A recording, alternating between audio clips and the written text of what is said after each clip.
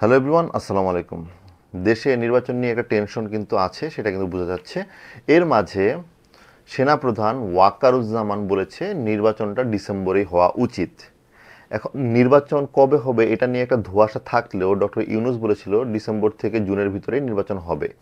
এবং বাংলাদেশের রাজনৈতিক প্রেক্ষাপটে বোঝাই যাচ্ছিল যে এনসিপি চাচ্ছে নির্বাচনটা যত দেরিতে হোক তত তাদের জন্য সুবিধা, আবার বিএনপি চাচ্ছে যত দ্রুততম সময়ের ভিতরে নির্বাচন হবে তত তাদের জন্য সুবিধা। কিন্তু এর মাঝে যখন সেনাপ্রধান ওয়াকারুজ্জামান সরাসরি বলে ফেললো যে ডিসেম্বরের ভিতরে নির্বাচন হওয়া উচিত, সেহেতু এটা কিন্তু ডিরেক্ট একটা ওয়েট দিচ্ছে ডিসেম্বরের নির্বাচন হওয়ার প্রতি। এখন ডিসেম্বরের নির্বাচন হওয়া আসলে কেন দরকার? বিকজ অনেকগুলো কারণেই ডিসেম্বরের নির্বাচন হওয়া দরকার। সেটা ওয়াকারুজ্জামান যেটা বলেছে যে দেশের যে বর্তমান আইন শৃঙ্খলা পরিস্থিতি সেটা নিয়ন্ত্রণের জন্য একটা রাজনৈতিক সরকার দরকার। এছাড়াও মানবিক করিডোর সহ বিভিন্ন যে চিটাগাং পোর্ট সহ বিভিন্ন যে বিষয় রয়েছে সেসব বিষয়ে সিদ্ধান্তের জন্য একটা রাজনৈতিক সরকার দরকার, জনগণের ভোটে নির্বাচিত সরকার দরকার। আর আরও যেটা আমরা বুঝি যে বর্তমান সময়ে সরকার অনেক জায়গায়ই আসলে লেজে গুবরে করে ফেলছে, স্পেশালি নির্বাচন নিয়ে রাজনীতির মাঠে অনেকেই অনেকভাবে খেলার চেষ্টা করছে, দেশের ভিতর থেকে বা বিদেশ থেকে। এবং সেই খেলাগুলো থামানোর জন্যই আসলে নির্বাচন হওয়া দরকার। এবং নির্বাচন একমাত্র লক্ষ্য না হলেও এই জুলাই আগস্টের অভ্যুত্থানের, কিন্তু নির্বাচন অন্যতম একটা লক্ষ্য। একটা গণতান্ত্রিক প্রক্রিয়া, সাধারণ জনগণের সম্পৃক্ততায় একটা নির্বাচন হওয়া দরকার। আর দেশীয় অর্থনীতিকে বাঁচানোর জন্য, দেশীয় ব্যবসায়ীদের যে করুণ অবস্থা সেখান থেকে উত্তরণের জন্যও আসলে নির্বাচন হওয়া দরকার। এখন নির্বাচনটা কোশ্চেন ছিল যে ডিসেম্বর থেকে জুনের ভিতরে ডক্টর ইউনূস বললেও কবে হবে।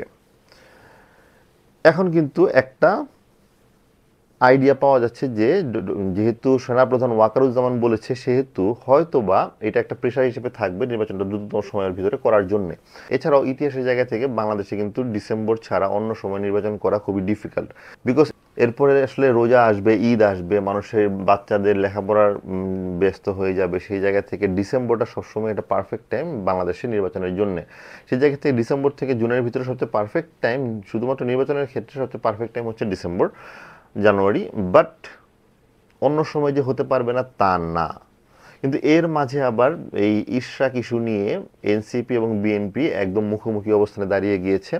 যদিও অনেকে বলছে যে ইশরাকের মতো তরুণ একজন নেতা, যে কিনা বিএনপির হলেও অনেক সময় সঠিক কথা বলার জন্য বিএনপির বিপক্ষে অবস্থান নেয় বা পক্ষে না গেলেও কথা বলে, সঠিক কথাটা বলে।